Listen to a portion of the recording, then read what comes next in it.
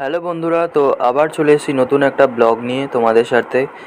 তো আগের দিন আমরা আমার মামার বাড়ির সামনেই একটা অন্নপূর্ণা পুজো হচ্ছিলো, তো সেই ঠাকুরটাই আর কি দেখতে গেছিলাম আমরা। তো দেখো তোমরা কত সুন্দর একটা প্রজাপতির দেশ তৈরি করেছে ওরা, ছোট্ট ছোট্ট প্রজাপতি ব্যবহার করে। তারপর ওপর দিকে কি সুন্দর ওরা তুলো তুলো আর কি বল দিয়ে, তারপর একটা মূর্তি ছিল সামনে গোল্ডেন কালারে। তারপর সব চারিদিকে প্রজাপতি প্রজাপতি ভর্তি।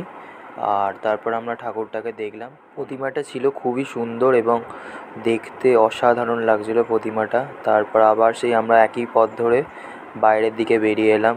বাইরের দিকে আসার পর দেখো সেই আমাদের ছোটোবেলাকার সেই দোলনা, মিকি মাউস, গাড়ি, তারপর আরও সফটওয়্যার ছিল। চারিদিকে নতুন নতুন জিনিস পাওয়া যাচ্ছিল, কিছু কিছু স্টল বসেছিল যেখান দিয়ে খুবই সুন্দর সুন্দর জিনিস আর কি ওরা বিক্রি করছিল।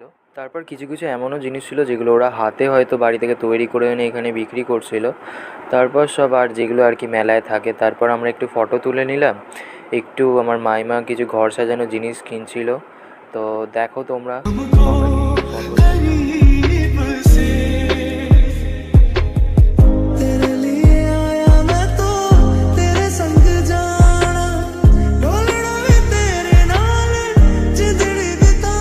তারপরেই আমরা মেলা থেকে বাড়ি চলে এলাম। বাড়িতে এসে দেখি আর কি কেক তো রেডি, কারণ আমার সেদিন আমার বোনের জন্মদিন ছিল।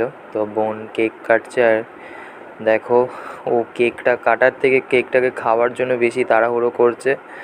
মানে কেকটাকে কতক্ষণে খাবে। তারপর ওর বাবাকে খাইয়ে দিল, মাকে খাইয়ে দিল। কেক খাওয়া হয়ে যাওয়ার পর আমরা সবাই মিলে বার্থডে গার্লের সাথে একটু ছবি তুললাম। রাতের খাবার দাবার প্রিপারেশন রেডি, সবাই মিলে আমরা খেতেও বসে গেলাম তাড়াতাড়ি। সেদিনকে খাওয়া দাওয়াটা আমাদের ছাদের মধ্যেই হলো শেষ। তার ব্লগটাও এখানেই আমি এন্ড করলাম। Thanks for watching. তোমাদের কেমন লাগলো তোমরাও জানিও, আর সবাই ভালো থেকো।